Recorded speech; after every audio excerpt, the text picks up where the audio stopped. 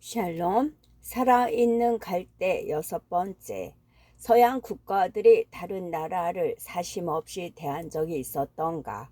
그들은 무역과 종교를 빙자하지만 실제 목적은 우리 국토의 염탐에 있지. 나는 서양 국가들을 절대로 받아들이지 않을 것이요.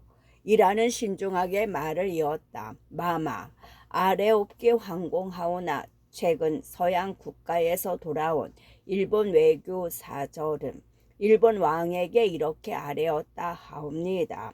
서양의 강대국들은 일본의 정한론자 사이고가 조선에서 군사 정변을 일으키는 것을 못마땅하게 생각할 거라고 말입니다.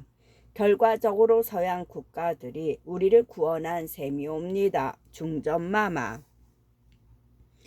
그의 말은 도가 지나쳤다. 중전은 벌떡 일어나서 앞으로 서너 걸음 다가서더니 쥘 부채를 꺼내 엎드려 있는 이란의 오른뺨과 왼뺨을 번갈아 한 대씩 때리며 외쳤다. 무엄한지고 어디 감히 나의 친구 서태후가 일본으로 하여금 우리와 조약을 맺게 하고 우리와 일본의 동등권을 인정한 게 불과 6년 전의 일이 아니냐.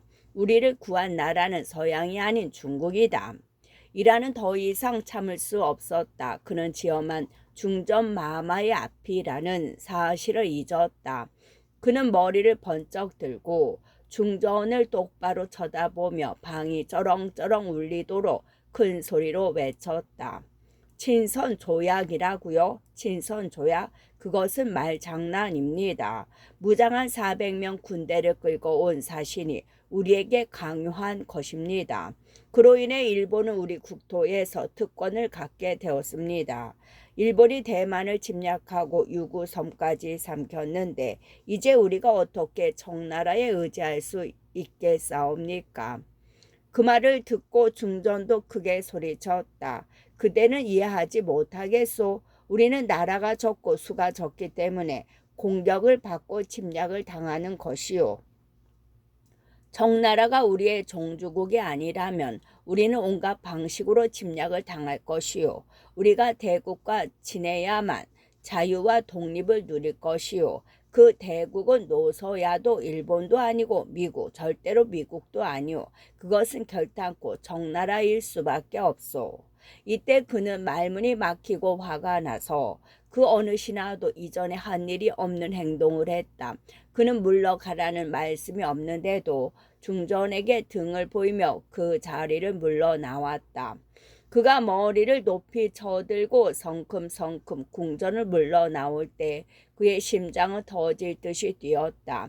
이란의 부친은 대궐 문에서 아들을 기다리고 있었다. 이란은 아버지와 함께 걸어가면서 아버지가 이야기하기를 기다렸다. 중전 마마가 나하고만 이야기하고 싶어 했다는 것을 어떻게 말할까? 그러나 이란의 아버지는 매우 만족스러워 보였다. 그는 옛 선비의 걸음으로 얼굴에는 미소를 띠며 점잖게 걸어갔다. 아버지가 말을 꺼낼 기미를 보이지 않자 이란 역시 침묵을 지켰다. 때마침 날씨가 좋아서 사람들은 가을의 풍취를 즐기고 있었다.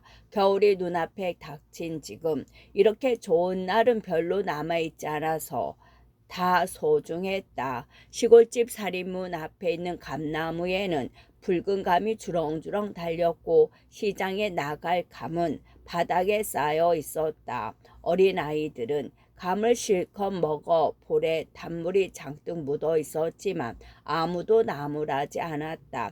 이런 군종 속에서는 더더욱 중요한 문제를 이야기할 수가 없었다. 난 네 집에 가서 손자들이나 봐야겠다. 아버지가 말했다. 아버지와 아들이 따로 사는 것은 그리 흔한 일이 아니었다. 그러나 이라는 대궐에서 가까운 성 안에서 살고 그의 부친은 대대로 살아온 성 밖에 시골집에서 살고 있었다. 그는 여기에서 벗들을 맞아 즐기고 시를 짓는 것으로 소일하며 때때로 왕실의 부름을 받을 뿐이었다. 병상에서 모친이 이란에게 이렇게 말한 일이 있다. 네 아버님에 대해서는 딱 한 가지 불만이 있을 뿐이다. 그 양반은 다른 여자를 찾거나 도박을 하거나 그런 짓은 안 하셨어도 절대 친구 없이는 사실 수 없는 분이다. 친구들 역시 한가한 양반들로 아버지 집에 모여서 옛날의 영광을 회상하거나 조국의 영웅에 관한 일화를 이야기하거나 일본의 불교가 조선을 통해서 건너가 개화했다는 것을 논하거나 일본의 여러 가지 기념비적인 예술품과 문화재는 조선에서 훔쳐간 것이라는 이야기를 되풀이하였다. 일본인들이 인정할는지 모르지만 나라에 있는 얼굴이 길고 아름다운 가늠상은 조선에서 조각한 것이 아닌가. 이러한 분위기에서 많은 시가 나왔지만 이라는 그런 시들을 별로 달갑게 여기지 않았다. 이렇게 위급하고 바쁜 시대에 걸맞지 않다고 생각해서였다. 순이에게 은근히 이런 불평을 했더니 그녀는 다른 의견을 말했다. 그렇지 않지요. 과거의 영화를 되새겨 봐야 합니다. 우리의 조국을 사랑하는 것이 얼마나 가치가 있으며 우리 민족이 얼마나 훌륭하였는지를 알아야 하니까요. 돌이 깔려있는 길을 따라 일하는 아버지를 모시고 아무 말 없이 집까지 걸어갔다. 아버지는 사랑방으로 들어가고 일하는 하인에게 아이들을 찾아서 할아버님을 뵙도록 하라고 일렀다. 또 마님도 나오시라고 하게 그는 하인의 등에 대고 일렀다. 부친이 보료 위에 앉자 하녀가 차와 다식을 가져왔다. 일하는 아들로서 당연히 아랫자리에 앉았다. 잠시 후 순이가 아이들을 데리고 왔는데 큰 놈은 손을 잡고 작은 놈은 유모에게 안겨서 들어왔다. 그녀는 공손히 절을 하고 나서 큰 아들이 절하는 것을 물끄러미 지켜보았다. 조부도 손자를 대견스럽게 바라보며 물었다. 큰애에게 이름을 지어줄 때가 되지 않았느냐? 아버님께서 좀 지어주세요. 순이가 대답했다. 순이는 방석 위에 다소곳이 앉았다. 그녀는 다른 집이었다면 그리 쉽게 시아버지 앞에 오지 못한다는 것을 잘 알고 있었다. 비록 조선 부인들은 일본 여자처럼 남편 앞에 무릎을 꿇지도 않고 중국 여자처럼 발을 작게 싸매지도 않으며 서양 부인들처럼 허리를 단단히 묶지도 않는다 하더라도 말이다. 조선에서는 남편과 아내의 지위가 동등하며 아들이 컸다고 해서 어머니를 얕보지도 않는다. 왕실에서는 왕이 죽고 그 후계자가 너무 어리면 어린 왕이 다 클 때까지 대비가 섭정을 한다. 일하는 아내를 사랑할 뿐 아니라 존중하였고 또한 서양 부인들은 출입을 자유롭게 한다는 말을 들었기 때문에 그 역시 아내에게 자유를 주었다. 돌아가신 그의 어머니는 여자들이 바깥 출입을 하지 않고 조용히 지낸 살기 좋았던 옛날 이야기를 많이 하였다. 어머니는 통행 허용 시간에만 부녀자들이 자유로이 다닐 수 있던 옛날 관습이 그립다고 입버릇처럼 말했다. 그 당시의 관습은 매우 엄하여서 만일 부녀자를 몰래 훔쳐보는 자가 있으면 그는 목이 잘리고 말았다. 제가 몰래 순이를 훔쳐보면 어머님은 제 몫을 선뜻 베시겠습니까? 이라는 언젠가 어머니에게 물어보았다. 내가 너를 그보다는 잘 가르쳤겠지. 어머니의 대꾸였다. 그러나 순이는 몸가짐이 단정하였다. 지금 그녀는 남편과 시아버지 앞에서 머리를 다소곳이 숙이고 그들의 얼굴을 보지 않았다. 조부는 손자의 이름을 생각하고 있었다. 드디어 그가 말했다. 우리 큰손자는 보통 아이가 아니다. 이놈은 기상이 뛰어나고 머리가 영특하다. 기상은 젊은이의 특징이기는 하지만 이놈은 유달리 출중하다. 게다가 이 아이는 봄에 태어났으니 한 해의 봄을 뜻하는 연춘이라고 하자. 이란과 순이는 서로의 뜻을 알아보려고 시선을 교환한 후 이란이 자기들 생각을 말했다. 아버님, 이름이 좋습니다. 감사합니다. 방 안의 분위기는 썩 좋았는데 이때 마침 새 이름을 얻은 아이는 할아버지의 옆에 책상 아래에 있는 생쥐를 보았다. 겨울이 다가오면 귀뚜라미나 거미 또는 쥐들이 집 안으로 기어들어 닥쳐올 추위를 피하려고 한다.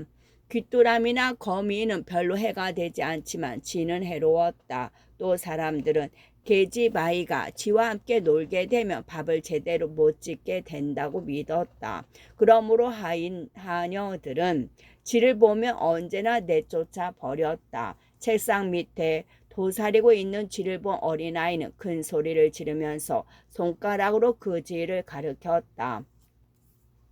다른 사람들은 아이가 무서움에 질린 얼굴을 하고 할아버지를 손가락질한다고 생각할 수밖에 없었다. 조부는 당황하였고 이란은 부끄러웠다. 이란이 엄하게 말했다. 이놈을 데려가라. 그러나 어린아이는 어머니 손에서 빠져나와 책상 앞으로 달려가 그 아래를 들여다보았다. 이때 쥐가 뛰어나오자 아기를 안고 있던 유모가 깜짝 놀랐다. 이번에는 유모가 소리를 지르며 아기를 데리고 방에서 급히 나갔다. 이순희도 일어나 몇 발자국 뒤로 물러섰다. 이 소동을 보고 이란이 일어나 벌벌 떠는 쥐를 손으로 잡아서 뜰과 통하는 문에 놓아 주었다. 그는 불교 신자는 아니지만 살아있는 것을 죽여서는 안 된다는 불교의 가르침이 몸과 마음에 배어 있었다. 파리가 얼굴에 앉아 귀찮게 해도 죽이지 않고 날려보냈다. 모기도 마찬가지였다. 이런 소동이 끝난 후 그가 아내에게 눈짓을 하자 순이는 그 뜻을 알아차리고 큰 아들을 데리고 방을 나갔다. 이젠 두 사람만 방에 남았다. 잠시 침묵이 흐른 후 이란의 부친이 감상을 말했다. 참 이상하지. 여자와 어린이가 있는 데서는 어디서나 소동이 일어나니 말이다. 그들이 있으면 아무 일도 할 수 없단 말이야. 이러한 말을 하고 나서 그는 중요한 문제로 화제를 돌렸다. 지금 상감께서는 은퇴한 대원군의 정책을 시행하지 않을 생각이시다. 그러나 대원군은 상감의 아버님이시니 상감도 외국과 조속히 조약을 맺고 싶어 하지는 않으신다. 청나라는 우리가 미국과 조약을 맺었으면 하기 때문에 상감은 지금 혼란에 빠져 계신다. 그런 조약으로 어떤 결과가 오리라는 것을 익히 알고 있지 않느냐. 일본과 6년 전에 맺은 조약 때문에 일본의 잔인한 군대가 대만과 유구섬을 침략하였다. 그렇다면 우리가 왜 다른 나라와 조약을 맺어야 하겠느냐. 나는 상감께 대원군의 정책이 옳다고 진언하였다. 우리는 세계로부터 고립되어야 한다. 우리는 계속 운동국이 되어야 한다. 그렇지 않으면 우리는 독립은 물론 나라 자체도 유지하지 못할 것이다. 우리의 찬란한 역사는 망각의 바다에 빠질 것이고 우리는 더 이상 존재할 수 없게 된다. 아버지의 음성은 마치 시를 읊을 때와 같은 곡조를 띠고 있었는데 이라는 그것이 참혹 귀에 거슬렸다. 그는 중전의 부름을 받고 그의 아버지는 상감의 부름을 받았다. 중전의 세력이 강하기는 해도 중전은 여자이고 만약 국왕의 뜻과 그녀의 뜻이 충돌하면 국왕의 뜻을 쫓아야 하는 것이다. 이 점에서 이란의 아버지는 이란보다 더욱 힘이 있었다. 이제 나라를 위해서 그는 아버지의 뜻에 반대해야 했다. 아버님, 대원군도 잘못이고 아버님도 잘못입니다. 두 분 다 존경하기 때문에 이런 말씀을 드리는 것입니다. 청나라의 이 홍장이 그렇게 권한 데는 다 이유가 있습니다. 미국은 우리나라를 위협하지 않습니다. 그 나라는 멀리 떨어져 있는 신생 강대국이고 또 국토가 광대하다고 들었습니다. 그들은 우리의 작은 땅 덩어리는 필요 없고 오직 무역을 원할 뿐입니다. 그러자 이란의 부친이 약간 화난 어조로 끼어들었다. 틀린 것은 너다. 시대를 바로 보지 못하는구나. 영국이 인도를 먹을 때 무역 말고 다른 방법을 사용하더냐. 그들은 아무 사심 없이 무역만을 원하며 그 무역은 인도 국민에게 이익이 된다고 했다. 사심 없다고. 그 결과가 어찌 되었지? 인도는 지배를 받게 되었고 그 국민의 굴욕은 끝이 없다. 무역을 통하여 영국은 더욱 부자가 되고 힘이 커지는 반면 인도는 더욱 가난해지고 약해졌다. 너 같은 젊은이들이 역사를 제대로 공부하지 않다니. 역사를 살펴야 현재를 잘 볼 수가 있고 미래를 예견할 수 있는 법이다. 이라는 그의 부친이 화를 냈음에도 불구하고 그리 놀라지 않는데 부친의 말은 중전이 한 말과 같았기 때문이다. 그들이 말하는 것에는 일리가 있었으나 그것은 비상적이었다. 이란이 말했다. 우리가 정말로 경계해야 할 나라는 노서아와 일본입니다. 이 두 나라의 통치자들은 탐욕스럽고 그 국민들은 통치자의 속셈을 모릅니다. 더구나 그 나라들은 평화를 사랑하지 않습니다. 일본은 작은 나라이므로 더욱 야심이 큽니다. 작은 사람들은 자기 스스로에게 만족하지 못하기 때문에 한번 야심을 품으면 무섭습니다. 일본은 큰 머리를 가진 작은 사람입니다. 우리는 야심이 없는 큰 나라와 맹방이 되어야 이 작은 나라의 침략을 막을 수 있습니다. 적나라라 할지라도 지금은 우리를 보호할 수 없습니다. 우리는 서양 우방을 가져야 합니다. 이 홍장은 이 점을 알고 우리에 대한 종주권을 유지하려 고 협조자를 찾고 있습니다. 그래서 우리더러 미국과 조약을 맺으라고 충고하는 것입니다. 그리고 그의 부친은 더 이상 들으려 하지 않았다. 그는 자리에서 일어나 갓을 쓰고 부채를 접어서 흰 도포의 소매에 넣었다. 그는 가겠다는 말도 하지 않고 성큼성큼 집을 나갔다. 그는 머리를 곤두세우고 아래 입술을 쭉 내밀고 걸었다. 이라는 아버지가 가는 것을 지켜볼 뿐 뒤쫓아 가지는 않았다. 이라는 1시간 전에 중전 앞에 나올 때에 자기 모습도 저리 했을 것이라 생각하며 한숨을 쉬고 머리를 가로저었다. 아버지와 아들의 뜻이 맞지 않고 왕비와 신하가 싸움을 하게 되면 이 나라는 어디서 평화를 찾을 수 있단 말인가. 평소 일하는 자기의 의문에 만족스러운 해답을 얻지 못할 경우 책을 읽었는데 이번에는 우연히 조선 후기에 쓰여진 시조를 발견했다. 바람아 부지 마라 나뭇잎 다 지겄다. 세워라 가지 마라 고운 얼굴 다 늙는다. 늙는 인생 막을 길 없으니 이를 쓰러하노라. 자기 민족을 위해 해야 할 바를 다한 만큼 과연 인생이 길겠는가. 그는 갑자기 화창한 가을날이 어두워졌음을 깨달았다. 바람이 우수수 일고 지붕을 두드리는 빗소리가 귀를 울렸다.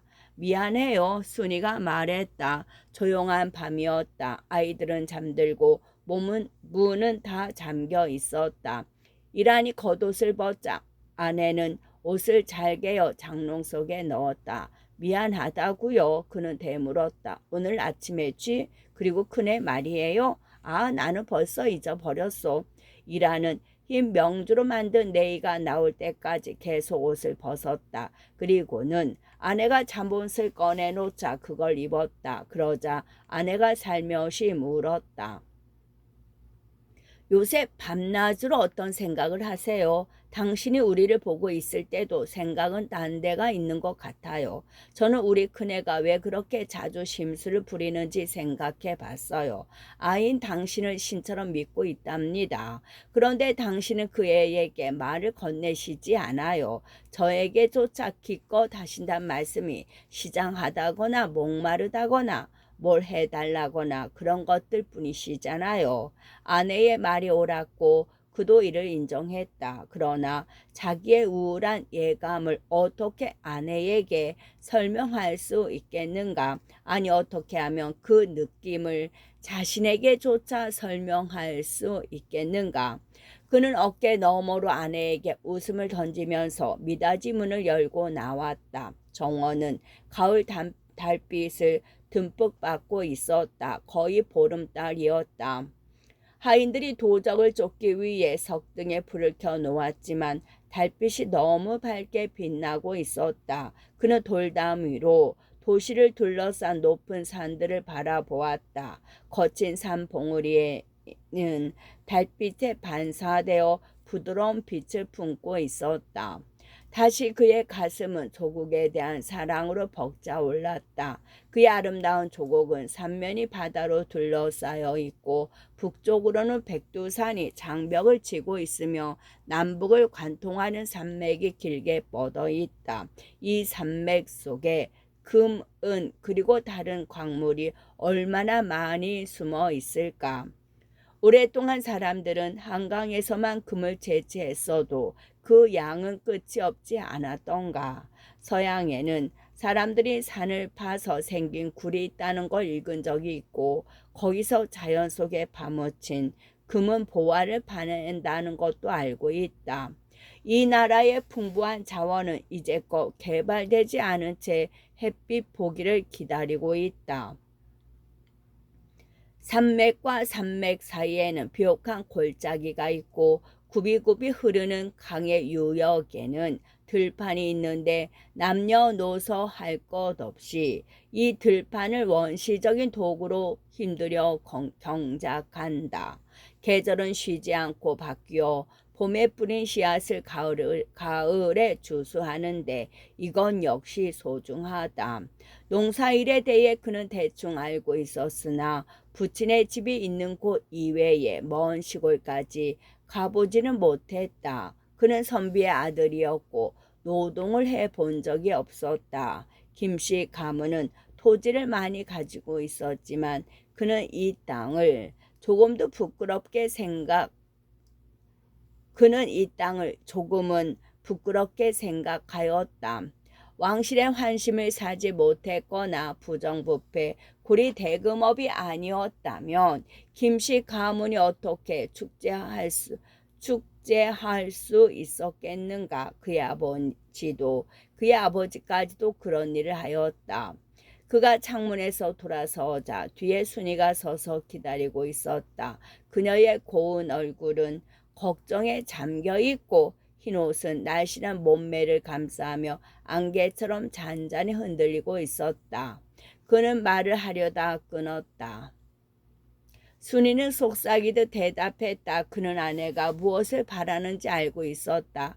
그녀의 온화한 웃음, 부드럽고 수줍음에 찬 목소리, 무언가를 갈망하는 검은 눈, 그녀의 나는 걱정이 있어. 오늘 밤 나는 나란 일을 생각하고 싶소. 순이는 그대로 우아하게 물러섰다. 저는 당신만을 생각해요. 그녀는 이렇게 말하고 나서 일하는 혼자 있게 두었다. 다음 날 아침 그는 일찍 눈을 떴다. 햇살이 창호지 문틈으로 스며들고 있었다. 그는 날씨가 괴청한 것을 보고 옷을 갈아입고 정원으로 나갔다. 공기는 차가웠지만 땅은 온기가 있었고 길가의 풀잎과 돌 위에는 큰 이슬 방울이 맺혀 있었다. 바위턱을 타고 흐르며 반짝이는 작은 개울 옆에 있는 소나무 사이로는 가을 국화가 밝게 빛나고 있었다. 그는 길게 뻗은 오솔길을 따라 걸어갔다. 그는 푸른 자기로 만든 중국식 정원용 의자에 앉아 자기 집 기둥에 낮고 미끈한 곡선을 바라보았다. 이 집은 수백 년 전에 세워졌다. 바위돌로 놓은 초석, 회색 벽돌벽, 흙을 구워서 만든 기와 지붕 등등. 그러나 이 집의 안정성은 외견뿐이었다. 농민들의 동요, 구세대와 신세대의 갈등 또는 전쟁이 언제 그의 집을 부숴버릴지 모를 일이다. 외국의 폭군이 이 땅을 지배한다면 이 집은 감옥이 될지도 모른다. 외국의 침략을 물리칠 힘이 그의 백성에게 있을까? 우리 적은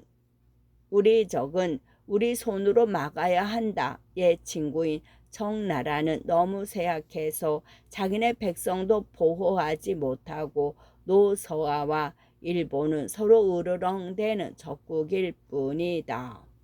끝.